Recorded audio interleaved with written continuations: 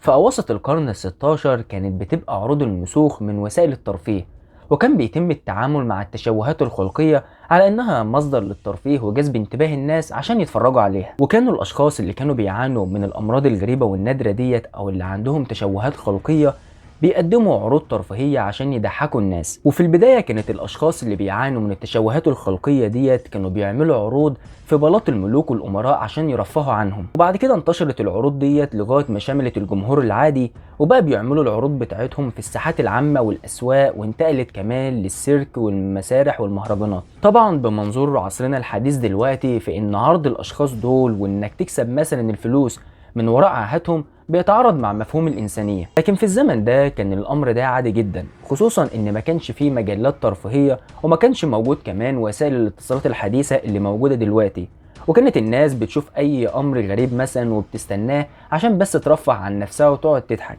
وبعض الأشخاص اللي اشتغلوا في المهرجانات وفي السيرك وفي الحفلات اللي كانوا بيقدموها ديت اشتغلوا فيها بكامل إرادتهم عشان ملقوش وسائل تانية ان هم يكسبوا بيها ويقدروا يعيشوا، واشخاص تانية اجبروهم على العمل ده او تم شرائهم من بلاد تانية واجبروهم ان هم يشتغلوا في العروض ديت، وكانوا بيتعاملوا معاملة وحشة جدا. وفي الفيديو ده هنتكلم على مجموعة من الاشخاص دول اللي هم المسوخ اللي عندهم عيوب خلقية غريبة واللي كانوا نجوم في سماء الشهرة في الزمن ده.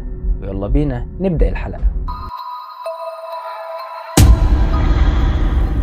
أول شخص معانا هو تشارلز شيرود، لقبوه بالجنرال عقلة الإصبع، واتولد في 4 يناير عام 1838 وتوفى في 15 يوليو عام 1883. اتولد تشارلز وكان طفل طبيعي جدا واخواته كلهم كانوا طبيعيين تماما، لكن وهو في عمر ال6 شهور اتوقف عن النمو لسبب غير معروف، وخلال حياته ما كانش بينمو إلا سنتيمترات لغاية حتى ما وصل طوله ل 86 سنتيمتر بس. وبسبب ان هو كان قصير جدا عانى في طفولته وما كانش قدامه اي خيار تاني عشان يكسب منه فلوس الا ان هو يدخل لباب الجحيم ده، وكمان عشان يكون صداقات ويكون قريب من اشخاص تانيين ما يبصلوش مثلا نظرة الاستغراب والسخرية لانهم طبعا متشابهين معاه في نفس المعاناة. واشتغل تشارلز في السيرك بموافقة ابوه وامه، وده لما كان عمره بس 5 سنين، وكان موهوب جدا وبيعرف يغني ويرقص، وكمان كان بيعرف يقدم العروض الكوميدية، وده اللي كسبه حب الناس. وبعد سنين قابل تشارلز بنت بتعاني من نفس المعاناة والمرض بتاعه،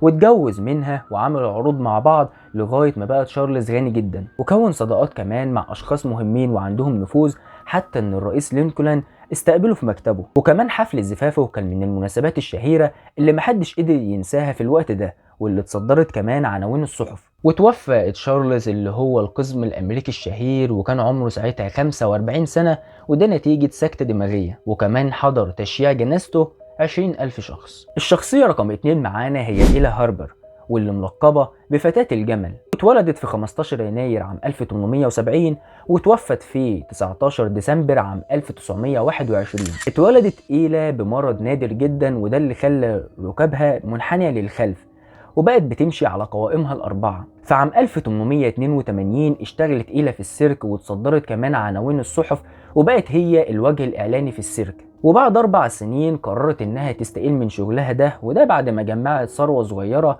لأنها كانت بتقبض أسبوعيا حوالي 200 دولار، وبما يعادل مثلا 5000 دولار في يومنا دلوقتي. وبعد كده راحت إيلا لمنطقة ناشفيل عاصمة ولاية تينيس، وده عشان تعيش مع أسرتها. وفي عام 1905 اتجوزت من مدرس اسمه روبرت، وبعد سنة بالظبط خلفت طفلتها لكنها ماتت بعد أشهر من ولادتها. وقررت إيلا وجوزها إنهم يتبنوا طفلة وسمتها جويل، لكنها ماتت بعد 3 أشهر. وفي عام 1921 ماتت إيلا في ناشفيل بعد إصابتها بمرض سرطان القولون. الشخصية رقم 3 هو فيدور فوتشو، واللقب بتاعه كان اسمه جوجو وجه الكلب. اتولد في عام 1868 ومات في عام 1904، واتولد في دور في روسيا بمتلازمة المستذئب، وكان المرض ده عبارة عن نمو غير طبيعي لشعر الجسم، وتم استغلاله في سيرك الجحيم عشان يقدم عروض هناك. وكان ابوه كمان مصاب بنفس المتلازمة ديت، والاتنين كانوا بيشتغلوا مع بعض وبيعملوا عروض في اوروبا. وبعد كده جابوا فيدور عشان يقدم عروض في امريكا في السيرك اللي موجود هناك، ومدير السيرك عمل قصة مزيفة كده عشان يجذب انتباه الجمهور، وقال ان الصيادين قبضوا عليه في كهف في عمق الغابة هو وابوه، وقال ان هو لما بيغضب بيبدأ ان هو ينبح ويعوي زي الكلاب والذئاب كده. وده بالظبط العرض اللي كان بيقدمه فودور، وتوفى في اليونان في عام 1904 وده بسبب نتيجة إصابته بمرض الالتهاب الرئوي. الشخصية رقم 4 معانا هي جوليا باسترانا، واللقب بتاعها هي ذات الشعر واللحية، واتولدت في عام 1834 وتوفت في عام 1860. جوليا كانت بنت مكسيكية من أصل هندي، وكانت بتعاني من فرط الشعر الأسود، حيث إن الشعر كان مالي وشها، وكمان كان ليها ودنين كبار وفم بارز، وأسنانها كانت غير منتظمة. وبحسب اللي أشاعوا أصحاب السيرك واللي مسؤولين كمان عن عروض المسوخ دول، إن جوليا كانت بتنتمي لقبيلة الهنود الحمر، وقالوا كمان إن كلهم مسوخ بيشبهوا القرود وكانوا عايشين في كهف. وطبعا الهدف من الكلام ده كله إثارة الجمهور وجذب انتباهه عشان يشوفوا بس العروض ديت، لكن في الحقيقة إنها كانت فتاة بشرية عادية، لكن كانت بتعاني من مرض فرط الشعر. وقالوا كمان السكان المحليين في البلد بتاعتها ان هم كانوا بيسموها بالمرأة الذئب، وكانت عايشة مع امها، لكن بعد ما امها توفت خدها عمها وباعها لراجل اسمه تيودر لينت، واللي علمها الغنى والرقص وانها تقدر تتكلم كمان ب3 لغات، وده عشان يقدر يستغلها بشكل اكبر. ولف بيها العالم في جولات استعراضية وحققت نجاح كبير جدا. بقت جوليا في نظر تيودر ان هي الفرخة اللي بتبيض له بيضة ذهب.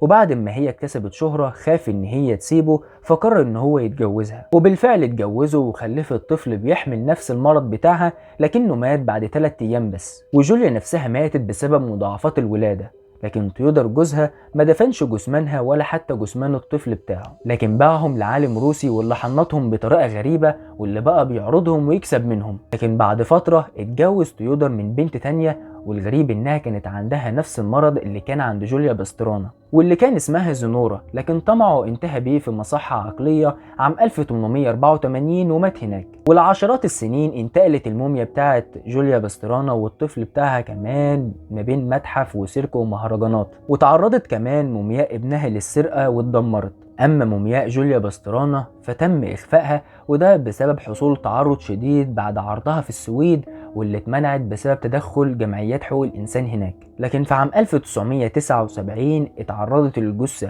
أو الجثمان بتاع جوليا باسترانا للسرقة مرة تانية، لكن تم استعادتها وحفظها كمان في معهد الطب الشرعي بأوسلو. وفي عام 2013 تم إعادة جثمان جوليا باسترانا لموطنها اللي هو المكسيك بعد 150 عام من العذاب، وتم دفنها في مراسم رسمية عشان ترقد بسلام أخيرا. Put on public display, and until last week her body was kept in a climate-controlled facility in Oslo. Now, at last, Julia is having a proper funeral, and despite having no known living relatives in this Mexican village, large crowds gathered to see off a local legend.